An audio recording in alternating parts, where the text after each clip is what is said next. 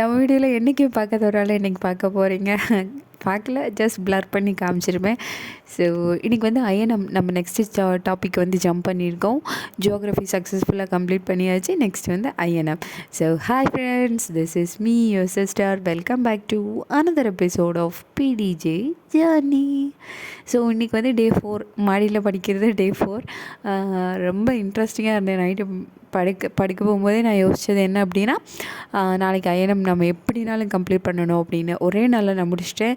INM எனக்கு ரொம்ப ரொம்ப ரொம்ப ஃபேவரட்டான ஒரு சப்ஜெக்ட்னால் ஐஎன்எம் தான். அது படிக்கும்போது நமக்குள்ளேயே ஒரு கூஸ் பம்ப்ஸ் வரும்.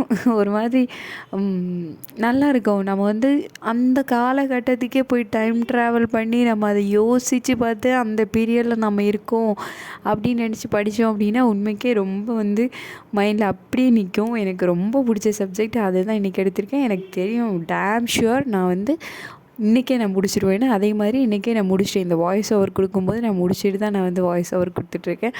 ஏன்னா நோட்ஸ் வந்து நான் ஆல்ரெடி, உங்களுக்கு நல்லாவே தெரியும், ஆல்ரெடி நான் அதெல்லாம் எழுதின வீடியோலாம் வந்து அப்லோட் பண்ணியிருந்தேன். ஸோ கம்ப்ளீட் பண்ணிவிட்டேன். ஒரே நாள்லேயே முடிச்சிட்டேன். ரொம்ப மனசுக்கே ஒரு மாதிரி திருப்தியாக இருந்துச்சு. ஏன்னா ஜியோகிராஃபி நான் வந்து 3 நாள், ஆக்சுவலாக அதுவுமே நான் வந்து 1 இல்லை 2 நாளில் முடிக்கணும்னு நினச்சிட்டு இருந்தேன். என்னால் முடிக்க முடியல அப்படின்னு மனசுக்குள்ளே ஒரு மாதிரியாக வேறு இருந்துச்சு. கில்ட்டி ஃபீலிங் இருந்துகிட்டே இருந்துச்சு.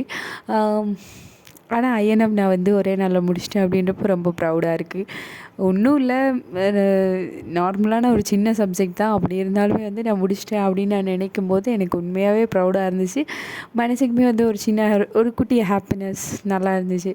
இன்றைக்கி மார்னிங் செஷன் அப்படி தான் முடிஞ்சிச்சு. மார்னிங் செஷன்லேயே நான் முடிச்சிட்டேன். ஏன்னா ஆல்ரெடி கொஞ்சம் பார்த்து வச்சிட்டு இருக்கும்போது தான் நம்ம சின்னவர் வந்து எந்திரிச்சார். அதனால் கிட்டத்தட்ட பாதி வந்து முடிச்சு வச்சுருந்தேன். அதோட மார்னிங் செஷன் 10 to 12 செஷனில் வந்து நான் ஃபுல்லாகவே முடிச்சிட்டேன். ஃபுல்லாகவே கம்ப்ளீட் பண்ணிட்டேன்.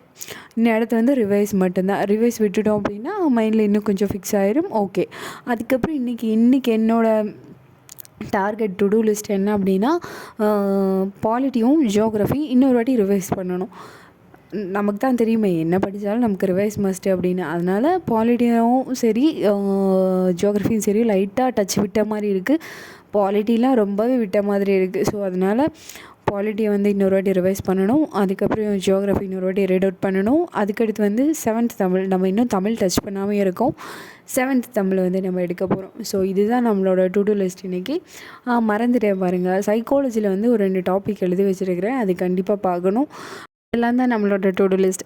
ஸோ இந்த வீடியோ முடிஞ்சு ஐஎன்எம்மும் நான் கம்ப்ளீட் பண்ணிட்டேன். நீங்கள் எப்படி படிச்சுட்ருக்கீங்க, என்னென்ன கம்ப்ளீட் பண்ணியிருக்கீங்க அப்படின்றது கீழே கமெண்ட் செக்ஷனில் சொல்லுங்கள்.